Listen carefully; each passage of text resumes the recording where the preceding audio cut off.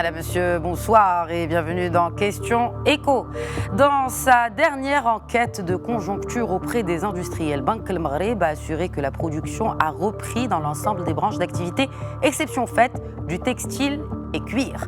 C'est à ce dernier que l'on s'intéresse aujourd'hui. Pourquoi ce secteur qui emploie près de 180 000 personnes et pèse à hauteur de 15% dans le PIB industriel marocain peine à renouer avec la croissance alors que nombre d'unités de production se sont reconverties à la fabrication de masques et autres vêtements de protection sanitaire. La Covid-19 n'a fait finalement qu'acculer un secteur déjà affaibli par plusieurs maux. Et nous en parlons ce soir en compagnie du président de l'AMIT, l'Association marocaine des industries du textile et de l'habillement, Mohamed Boubouh, qui partagera également avec nous les perspectives de croissance du textile.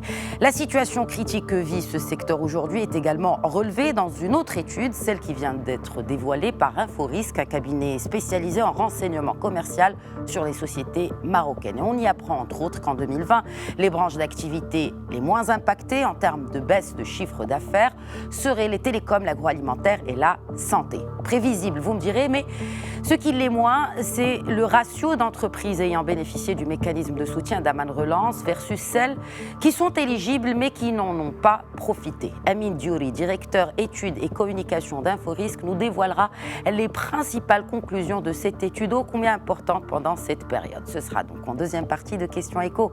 Bienvenue encore une fois.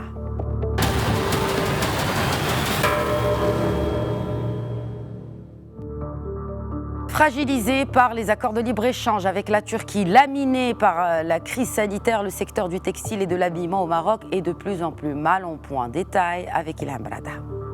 Pandémie oblige, le secteur du textile n'est plus qu'un tissu d'à peu près. Les 7 premiers mois de 2020 ont enregistré de fortes chutes.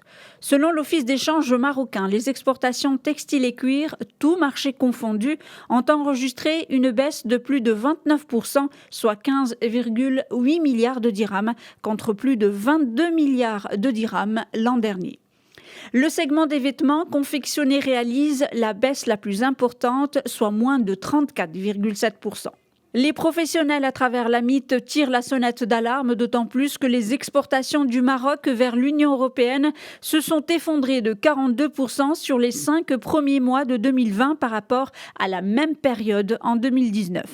Il s'agit là de la plus mauvaise performance parmi les 50 premiers fournisseurs d'habillement de l'Union européenne.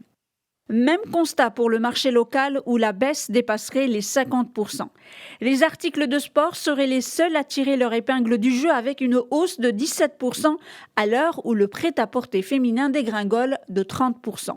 Le secteur du textile et habillement est mal en point, une situation aggravée par la pandémie car le textile marocain était déjà froissé par les importations turques qui depuis janvier 2020 sont imposables de 27% contre 0% auparavant. Et avec nous, Mohamed Boubouh, président de l'AMIT, de l'Association marocaine des industries du textile et de l'habillement. Bonsoir Mohamed Boubouh. Bonsoir Madame Irsan et merci beaucoup pour l'invitation. Merci à vous de l'avoir accepté. Selon le vice-président du patronat de la CGEM, la baisse des exportations aurait été plus forte chez nous qu'elle ne l'est été dans d'autres pays. Et d'ajouter que sur les 50 plus grands pays exportateurs de textiles, eh bien le Maroc est celui qui s'est le moins bien comporté. Pourquoi cela, Mohamed Boubouh? C'est clair que le Maroc, il a plutôt privilégié la santé de nos concitoyens que l'industrie. Et c'était le cas. Depuis le mois de mars, avril, mai, juin, nous avons travaillé pratiquement à une cadence très très faible. Voire mars-avril, c'était pratiquement rien, à part les entreprises qui ont travaillé les masques. Mais après, on a travaillé avec 30%, 50%. C'est une explication qui est évidente. Si jamais les entreprises ne travaillent pas, l'exportation va suivre, bien sûr. Alors, tous cet arrêt de l'activité, bien sûr, a un impact aujourd'hui sur les 1600 entreprises que compte le secteur. Est-ce que vous avez des chiffres sur soit telle défaillance d'entreprise ou encore difficulté ou entreprise en difficulté? Est-ce que vous, au sein de l'association, vous avez des chiffres aujourd'hui sur l'impact de cette pandémie et de l'arrêt de l'activité sur les entreprises? Alors, puisque nous n'avons pratiquement pas travaillé depuis mars jusqu'au juin, l'exportation des 6 premiers mois selon l'Eurostat, la diminution de l'exportation vers l'Union européenne, elle est pratiquement de 40%. Ceci dit, nous avons repris, et c'est un secteur qui a quand même pu démontrer que la reprise a été très rapide au mois de juillet. Là où l'exportation du mois de juillet 2019 et 2020, elles se valent. Mois d'août, probablement, on va avoir de meilleures performances cette année que l'année dernière, parce que l'année dernière, il y a des entreprises qui avaient pris des... Et contrairement à cette année-là, pratiquement tout le monde a travaillé. Mmh. Le problème que nous avons maintenant, c'est un problème de visibilité. Pourquoi ? Parce que ce manque de visibilité, de travailler ou pas, quel protocole on va suivre en cas où il y a quelqu'un qui est testé positif dans une entreprise, ce protocole n'est pas encore très clair. Ce qui fait, il y a un manque de visibilité aussi bien pour les entreprises, mais ça, à la rigueur, on peut le gérer, c'est interne. Mais le problème que nous avons, c'est le manque de visibilité que nous donnons à nos donneurs d'ordre. Alors là, ils sont vraiment perdus. Qu'est-ce qu'ils font ?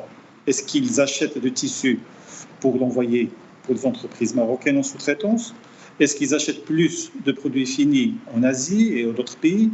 Donc, c'est ça le véritable problème, c'est le manque de visibilité. Est-ce que ce manque de visibilité a eu raison d'emplois ? Est-ce que des emplois ont été supprimés dans la filière ? Et combien risquent de disparaître si ce manque de visibilité venait à durer dans le temps ? Alors, je ne vous cache pas que les temps sont très difficiles.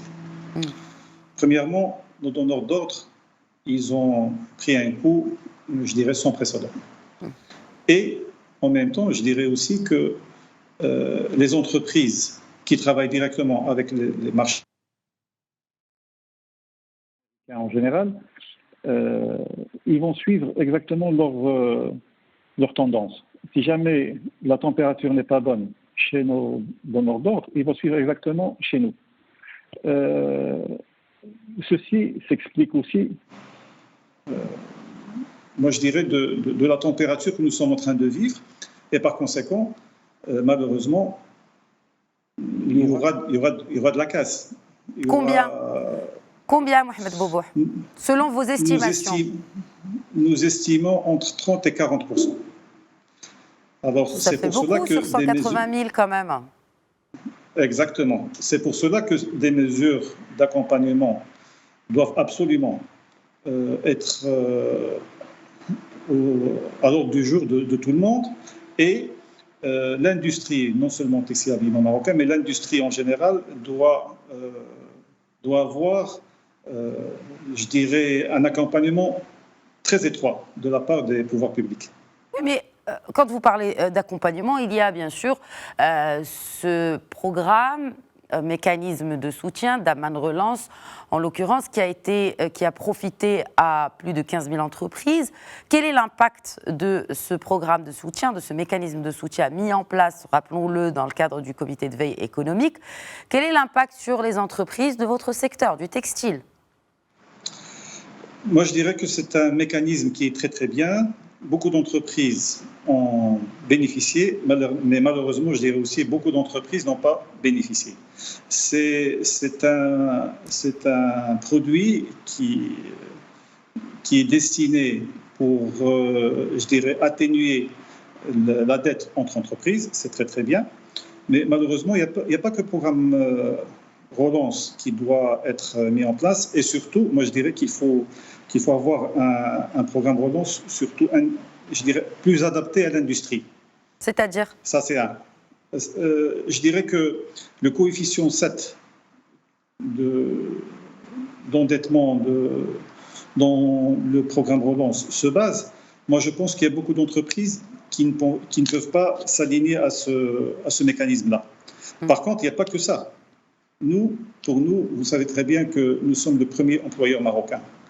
Ça veut dire qu'une augmentation de SMIC, elle est très importante chez nous.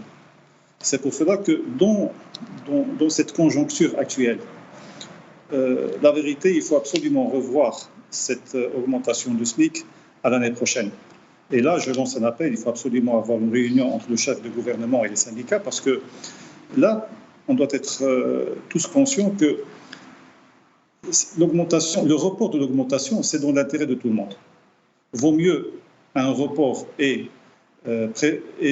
garder le maximum d'emplois que de faire des augmentations maintenant et puis après beaucoup plus de licenciements. Très bien. Alors là, c'est un côté. Oui. Moi, je dirais aussi qu'il y en a d'autres mesures. Il faut absolument penser au remboursement immédiat des crédits de TVA.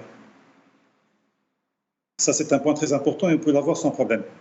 Par contre, un point qui pourrait vraiment aider beaucoup d'entreprises, et là, moi, je dirais c'est la survie des entreprises, c'est plutôt la suspension de la part patronale, au moins pendant 2 ans. Ça va vraiment nous donner une bouffée d'oxygène très importante. Vous parlez de bouffée d'oxygène, mais on le sait, depuis un moment déjà, le secteur de textile souffre même beaucoup, à cause de facteurs multiples, dont celui, bien sûr, qui revient souvent, celui de la concurrence déloyale.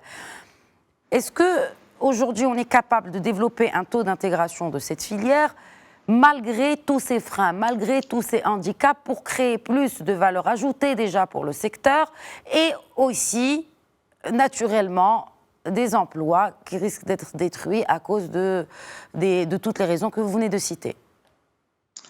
C'est une évidence claire. Aujourd'hui, nous avons le moyen de le faire. Au Maroc, était mort et même, je dirais même... Or, l'expérience de MAF, par exemple, a démontré qu'il y a eu une collaboration parfaite entre l'amont de textile et les confectionneurs marocains. Et nous avons pu répondre à un besoin qui était très urgent et dans un intervalle de temps très très court. Mmh. Donc ça, c'est une expérience que nous avons vécue et elle est là, elle est claire. Qu'est-ce qu'on doit faire? Alors, pour les investissements dans le textile, il faut absolument avoir beaucoup plus de subventions. Un autre point que je vois très logique, et je ne sais pas pourquoi on ne l'a pas fait jusqu'à présent, pour tout ce qui est investissement dans l'amont, il faut absolument, même investissement, je dirais industriel, il faut absolument la suppression de la TVA. Il faut une prime d'intégration. Les entreprises qui vont avoir le courage d'investir dans l'amont de textile, ces entreprises-là doivent bénéficier d'une prime d'intégration. Et bien sûr, il faut absolument un programme qui est en train de se mettre en place maintenant, c'est la préférence nationale. Mmh. Si jamais nous allons mettre des entreprises performantes et je dirais dans l'amont, ces entreprises-là doivent tourner au minimum à 80 voire 90% pour qu'ils soient vraiment compétitifs. Beaucoup de cas et d'exemples nous avons vécu avec nos confrères, c'est qu'il y a des entreprises qui investissent, mais malheureusement, ils ne peuvent pas tourner au rendement, je dirais, minimum pour qu'ils soient vraiment rentables. Et là, c'est plusieurs facteurs, non seulement l'export, il faut voir aussi la préférence nationale et le marché local. Tout ce que nous sommes en train de faire maintenant, les mesures que nous avons transmises à notre ministère de tutelle, et là je dois vraiment remercier parce qu'ils sont absolument sur la même longueur d'onde que nous. Nous sommes en train de travailler sur un programme aussi bien de préférence nationale et aussi un programme pour redynamiser le marché local. Très bien. Merci beaucoup Mohamed Boubouh, président de l'AMI de l'Association marocaine de l'industrie, des industries du textile et de l'habillement, d'avoir répondu à nos questions. Merci. Passons à présent à la seconde partie de Questions Écho.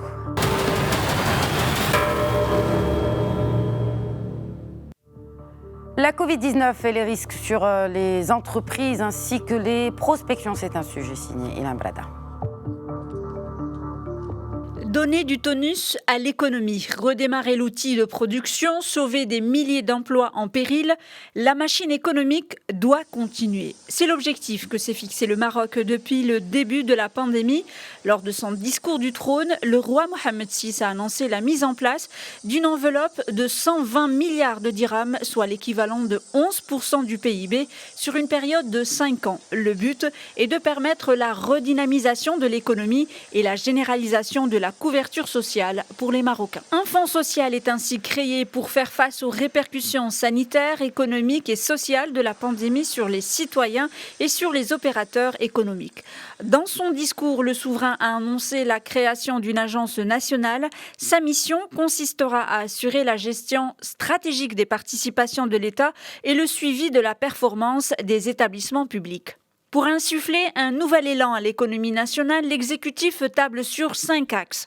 Ils sont liés au renforcement de la résilience de l'économie nationale, à la promotion de la compétitivité et de l'innovation des entreprises nationales, ainsi qu'à l'encouragement des investissements, des partenariats publics-privés, de la production nationale et de l'intégration progressive du secteur informel. Pour certaines branches d'activité, il devient urgent d'agir. La pandémie a été néfaste, c'est le cas notamment des agences de voyage, des hôtels, des restaurants et de la location de voitures. Ces secteurs ont vu leur chiffre d'affaires baisser de 54%. C'est du moins ce qui ressort d'une vaste étude réalisée par le cabinet d'études Inforisque. Les télécoms, l'agroalimentaire et la santé semblent mieux se porter selon la même étude.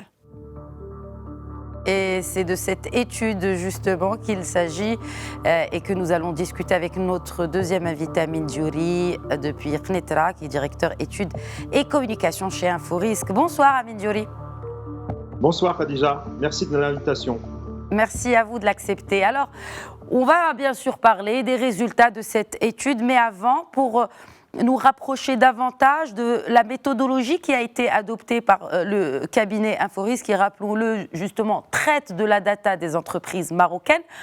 Comment vous avez réussi à amasser toutes les données et donc à ainsi faire une analyse sur les impacts de la Covid-19 sur le tissu entrepreneurial marocain? Oui, effectivement, c'est un point qui est très important. Alors, je précise juste une chose, nous ne sommes pas un cabinet d'études. Notre métier, c'est justement la collecte d'informations sur les entreprises.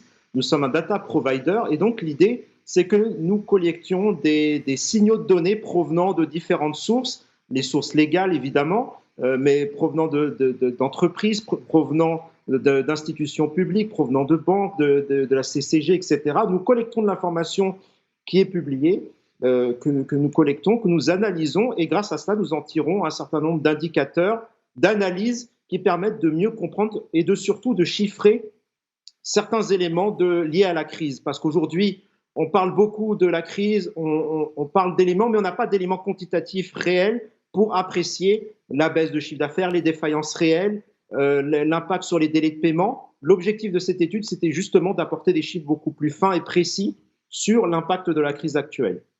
Et ça change et c'est différent des enquêtes, notamment de conjoncture, qui sont menées par des institutions telles que le HCP ou Banque El Maghreb, encore une fois, parce que là, on est plus dans la perception de l'entreprise que sur le factuel et les chiffres que vous venez de citer. Alors, parlons chiffres, justement.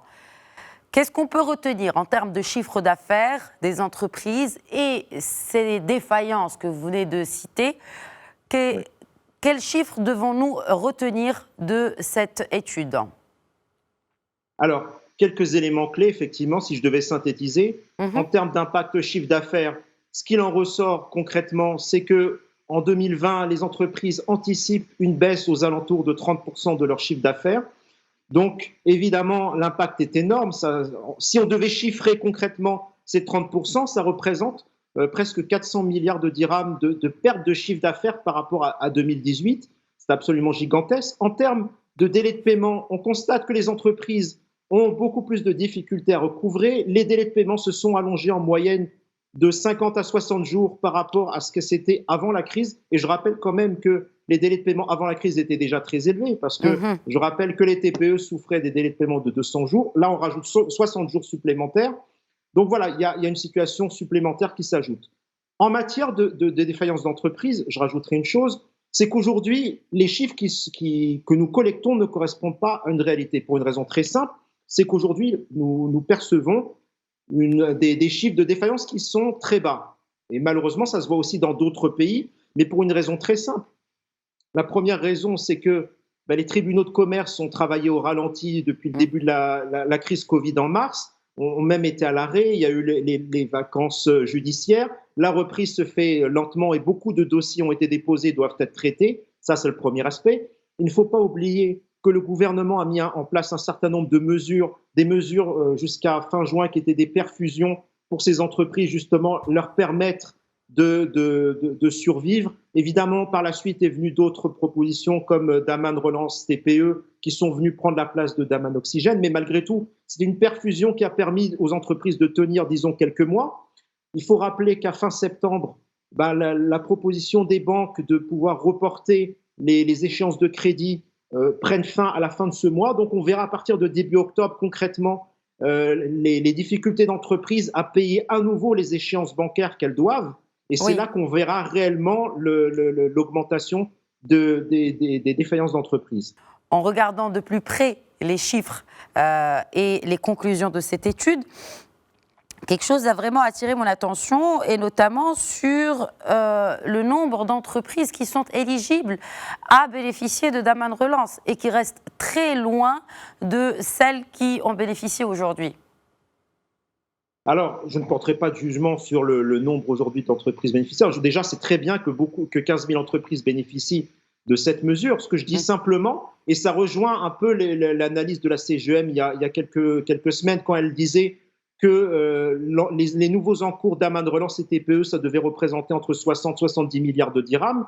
Je rappelle qu'aujourd'hui, ça c'est les chiffres de la Banque centrale, c'est 20 milliards d'encours supplémentaires qui ont été distribués aux entreprises via Daman.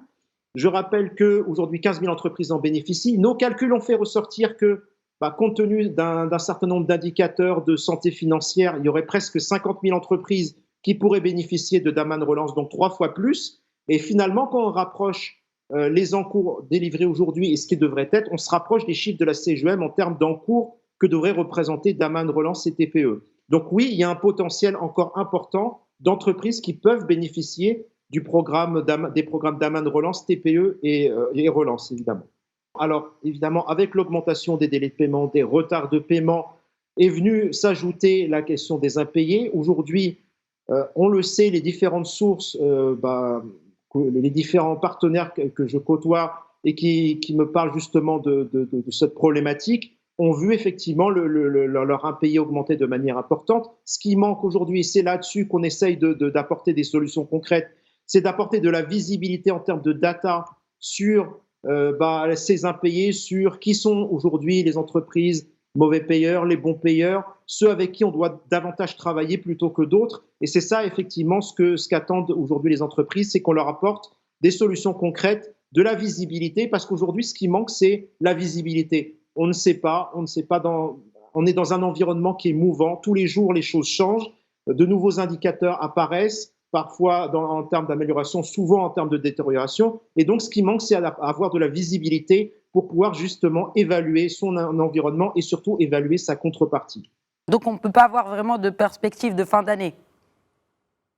Alors, les perspectives que nous avons mis dans notre étude, c'est en termes de défaillance d'entreprise, nous pensons que l'année se terminera avec une augmentation. Il y aura un effet rattrapage sur le dernier trimestre 2020 avec une augmentation globale de plus 15%, ce qui devrait rapprocher le nombre de défaillances au Maroc de l'ordre de 10 000 entreprises défaillantes. Mais je pense que la situation ne s'améliorera pas, risque d'empirer durant le premier trimestre 2021, où les chiffres encore risquent d'être encore plus mauvais. Alors, ce n'est pas une spécificité propre au Maroc. Il faut savoir que quand je discute avec des confrères étrangers, notamment français, leur perspective est la même, c'est-à-dire que pour eux, T1 2021 sera, à mon avis, l'apogée en termes de défaillance d'entreprise, en tout cas. En termes de contraction de l'activité business, alors comme je vous l'ai dit, effectivement, on estime que cette année une baisse d'environ 30% et les délais de paiement, une augmentation de l'ordre de 50 à 60 jours. Qu'en est-il de l'impact sur les finances publiques? Pour terminer brièvement, Amine Diori. Oui, alors très brièvement, l'impact, évidemment, une baisse de chiffre d'affaires, on a mesuré cette baisse de chiffre d'affaires avec le point mort de ces entreprises, et donc on a pu calculer que près de 2/3 des entreprises qui étaient bénéficiaires en termes de profitabilité en 2018 ne l'étaient plus en 2020. Et donc forcément, ça va engendrer une baisse de l'ordre de 20 milliards de dirhams de l'IS, sachant qu'en 2019, l'IS, c'était quand même 54 milliards de dirhams. Voilà. Merci beaucoup, Amine Diori, d'avoir répondu à nos questions. Merci à vous. Voilà, c'est la fin de Questions Écho. Très bonne suite des programmes sur notre antenne.